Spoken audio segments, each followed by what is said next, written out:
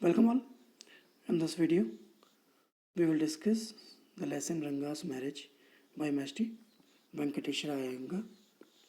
The background of the story was India during British time.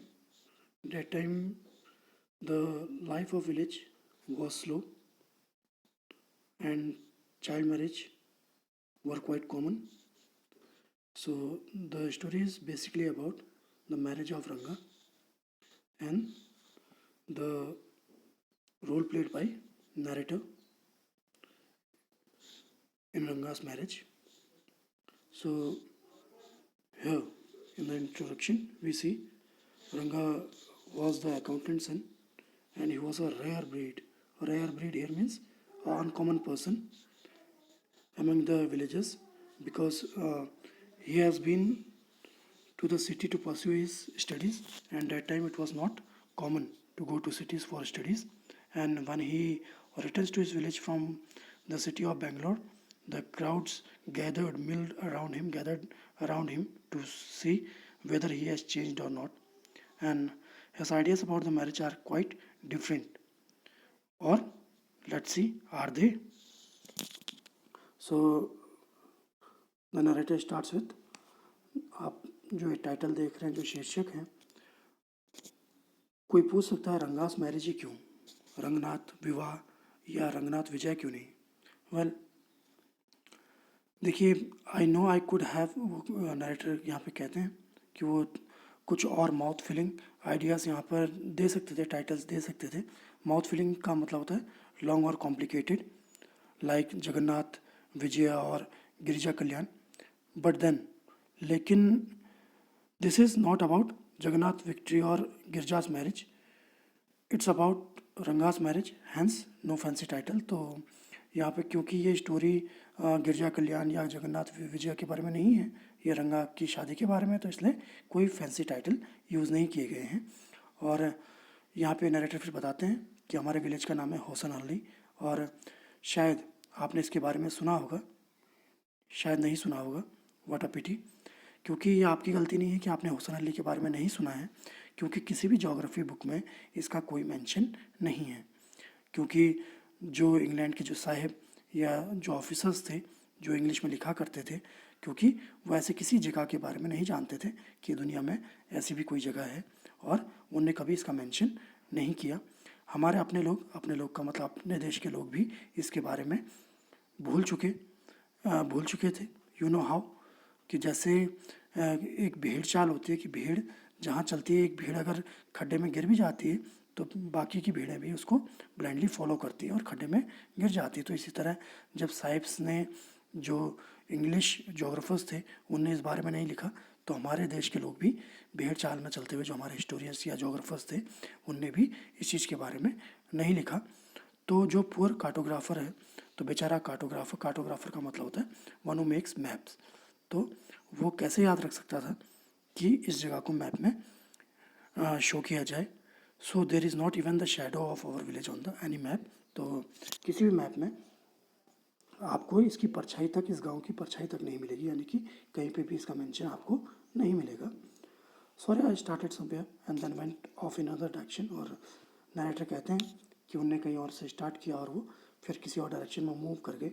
फिर वो बताते हैं कि जैसे मैसूर भारतवर्ष के लिए है, यानी कि भारतवर्ष के लिए मैसूर जो स्टेट है उसकी जो इम्पोर्टेंस है, वही जो स्वीट करिगडाबू एक टाइप की स्वीट होती है, एक फेस्टिव मील है जो फेस्टिवल्स में खाई जाती है. और जो होसनहल्ली मैसूर स्टेट के लिए वैसे ही है जैसे करिगडाबू के लिए जो फीलिंग होती है वो जितनी इम्पोर्टेंट है, तो होसनहल्ली भी मैसूर के लिए उतनी ही इम्पोर्टेंट जगह है. और जो मैं कह रहा हूँ बिल्कुल सही है और आपको मुझ पर विश्वास करना होगा. ठीक है, मैं इस बात पे ऑब्जेक्शन नहीं करूँगा कि अगर आपके दिमाग में कोई क्वेश्चन आए, लेकिन मैं अपनी ओपिनियन पे, अपनी राय पे कायम रहूँगा. और वो कहता है कि मैं अकेला नहीं हूँ जो होसनहल्ली के बारे में इतना ग्लोइंगली का मतलब होता है विथ मच प्रेज. हमारे वो बताते हैं कि हमारे यहाँ एक डॉक्टर हैं और उनका नाम है गुंडा भट्टा, और वो भी मेरी बात से एग्री करते हैं. और वो कई जगहों पे रह चुके हैं, कई जगह जा चुके हैं, इंग्लैंड नहीं गए हैं, क्योंकि अगर कोई पूछता है उनसे कि आप कभी इंग्लैंड गए, तो वो हमेशा वो कहते हैं कि नो, अनैया। अनैया का मतलब होता है एल्डर, बड़े भाई।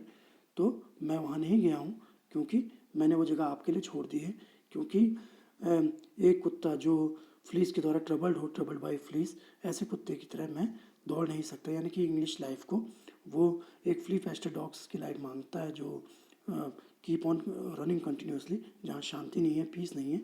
तो वो कहते हैं कि ऐसी जगह पे मैं रहना नहीं चाहता, और ये जगह मैंने आपके लिए छोड़ दी है। बाकी उसने कई जगह देखी हैं, और ऐसे मैटर ऑफ फैक्ट ये उनने बहुत सारी जगहें वो उन्हें विज़िट की हुई हैं।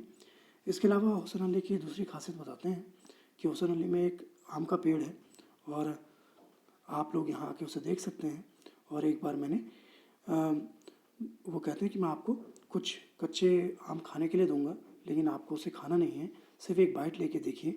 जो उसका सोरनेस है, यानी कि जो खट्टापन है, वो बिल्कुल आपके ब्रह्मांध्रा तक असर करेगा। यानी कि इतना ज़्यादा खट्टा है कि आपके दिमाग को स्ट्राइक करेगा।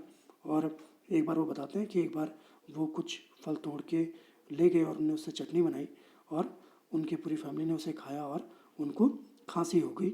और जब वो खांसी की दवाई लेने के लिए गए, तब डॉक्टर ने उन्हें इस फ्रूट की क्वालिटीज़ के बारे में बताया कि ये बहुत खट्टा है।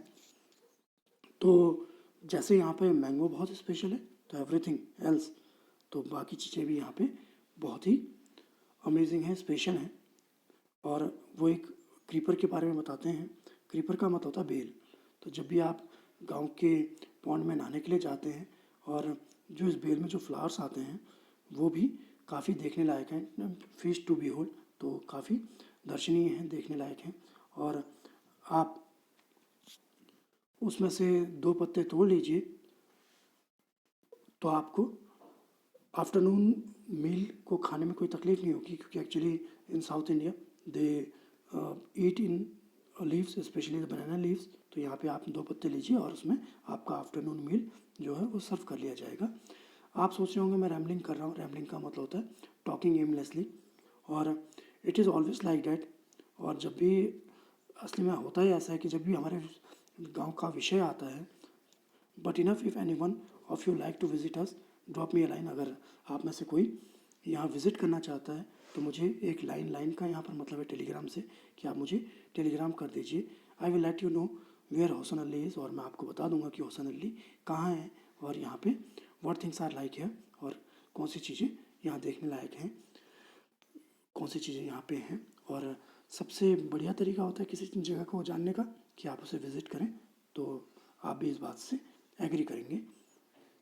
तो फिर नरेटर बताते हैं कि वो जो बात बताने वाले हैं वो लगभग 10 साल पहले हुई थी, और उस समय बहुत लोग इंग्लिश नहीं जानते थे। और हमारा जो विलेज अकाउंटेंट था, वो पहला था जिसने ये हिम्मत की, करेज दिखाया कि अपने बेटे को बेंगलोर पढ़ने के लिए भेजा। और अब ये माहौल बदल चुका है, क्योंकि अब बहुत लोग इंग्लिश जानने लगे हैं। और ये हॉलीडेज़ में, ड्यूरिंग द हॉलीडेज़, अगर आप छुट्टियों में आप स्टेट्स में जाते हैं, तो आपको लोग इंग्लिश में बातें करते हुए दिख जाते हैं। यहाँ हॉलीडेज़ का मेंशन ये है कि गांव के लोग जो पढ़ने के लिए बाहर गए हैं और वो छुट्टियों में आते हैं, तो उनको आप इंग्लिश में बात करते हुए देख सकते हैं। और लेकिन जब ये 10 साल पहले की जब वो बात बता रहे हैं, उन दिनों इंग्लिश नहीं बोली जाती थी, और ना ही हम अपनी भाषा में इंग्लिश वर्ड को लाते थे। जब वो अपनी कन्नड़ लैंग्वेज में बात करते थे, तो वो इंग्लिश लैंग्वेज के वर्ड्स नहीं लाते थे। और लेकिन जो भी ये हो रहा है, ये डिसग्रेसफुल है, इसको मुझ पर विश्वास कीजिए। एक्चुअली जो ये सरकास्टिक रिमार्क है, जो लैंग्वेज का डिग्रेडेशन हो रहा है, कि कैसे लोग शुद्ध कोई भी भाषा नहीं बोल पाते। जैसे कन्नड़ बोल रहे हैं तो इंग्लिश का वो वर्ड ले आते हैं, जैसे हम भी इंग्लिश बोलते हुए हिंदी के वर्ड्स ले आते हैं, और या हिंदी बोलते हुए इंग्लिश के वर्ड्स ले आते हैं, और ये it becomes English instead of Hindi और इंग्लिश। तो ये डिग्रेडेशन है लैंग्वेज का। तो उस बात पे नरेटर ने हमारा अटेंशन खींचा है। नाउ तो हम देखते हैं, the other day I was in Ramarao house, और वो बताते हैं कि मैं रामाराव के हाउस में था, और वो उन्हें एक बंडल ऑफ फायरवुड जलाने के लिए लकड़ी खरीदी। और रामाराव का जो बेटा था, वो पैसे देने के लिए आया, और उसने औरत से पूछा कि कितना पैसा हुआ, how should I give you. तो उनने बताया कि 4 पाइस, क्योंकि उन दिनों करेंसी जो थी वो पाइस पे ही चलती थी। और and asked her come the next morning, और उसने कहा कि मेरे पास चेंज नहीं है। बाकी जो डायलॉग्स हैं वो कन्नड़ में है, सिर्फ चेंज वर्ड जो है इंग्लिश में कहा गया है। और आप अगले दिन आइए। और जो वो बेचारी औरत थी वो समझ नहीं पाई जो वर्ड चेंज था, और वो मर्डर करती हुई, कंप्लेंट करती हुई, बड़बड़ाती हुई चली गई। और नरेटर कहता है वो खुद भी नहीं जानता था कि चेंज का मतलब क्या है। और लेटर वो रंगा के हाउस में गया और उससे पूछा उस लड़के से कि इसका मतलब क्या है, और देन उसको पता चला कि चेंज का मतलब क्या होता है। कि तो the priceless commodity the English language, और यहाँ पे इंग्लिश लैंग्वेज को वो सरकास्टिकली एक प्राइसलेस कमोडिटी बता रहा है, क्योंकि जो इतने गांव में उसमें वाइड स्प्रेड नहीं थी, फैली हुई नहीं थी। लेकिन रंगा का घर आना, होम कमिंग, एक बहुत बड़ा इवेंट था, क्योंकि पीपल, पूरे लोग उसके घर के पास जमा हो गए थे, क्योंकि सब लोगों ने कहा कि अकाउंटेंट का बेटा वापस आ गया है। और जो ये अकाउंटेंट का जो बेटा है रंगा, वो बेंगलोर स्टडीज़ के लिए गया था और वापस आ गया है। और कम, और सब लोग यहाँ पर गैदर हो रहे हैं उसके घर के पास कि कम, रंगा इज़ हियर, रंगा आ चुका है, और let's go and have a look, और चलो देखते हैं कि रंगा की एक झलक पाते हैं। और जब पूरी भीड़, जो क्राउड था वो गैदर होने लगा, तो I went to and stood in the courtyard, तो मैं भी वहाँ पर गया और आंगन में जाके, कोर्टयार्ड का मतलब था आंगन, वहाँ जाके खड़ा हो गया नास। और मैंने पूछा कि यहाँ पर इतने लोग क्यों आए हैं, there is no performing monkey है, और यहाँ पर कोई मदारी का खेल या बंदर का खेल तो नहीं चल रहा, तो यहाँ पर इतनी भीड़ क्यों है। और of boy of fellow without brains, तो यहाँ पर एक लड़के के बारे में कहा गया है कि वो लड़का है, एक लड़का जो बिल्कुल बददिमाग है, और वो ज़ोर से कहता है ताकि सब लोग सुन सकें कि अगर यहाँ पर कोई मंकी का खेल नहीं चल रहा है तो तुम यहाँ क्या कर रहे हो। और वो लड़का एक इमेच्योर है, इमेच्योर का मतलब जिसमें अक्ल नहीं है या मैनर्स नहीं है। और thinking all these things we are now of past I kept quiet, और अब ये जो रिस्पेक्ट है या मैच्योरनेस है, मैनर्स हैं, ये सब पास्ट की बातें हो गई हैं। और ये बात सोचते हुए नरेटर बिल्कुल क्वाइट हो जाता है। Okay, thank you for the day.